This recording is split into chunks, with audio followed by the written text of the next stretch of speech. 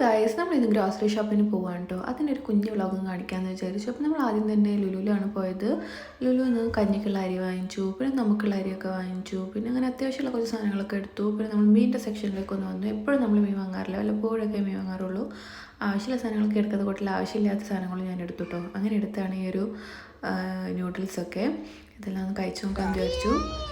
നമ്മൾ ഷോപ്പിംഗ് കഴിഞ്ഞ് പോവുകയാണ്. അപ്പോൾ ഇവന് പറയുന്നത് ചായ എന്നാണ് കേട്ടോ.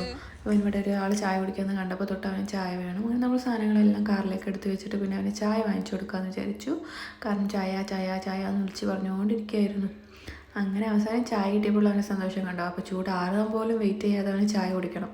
അതിനുള്ള കരച്ചിലാണ് കേട്ടോ ഈ കാണുന്നത്. അപ്പോൾ നമ്മൾ ചായ ആറ്റി കൊടുക്കുമ്പോഴത്തേനും അവൻ കരഞ്ഞ് ദേഷ്യപ്പെട്ടു.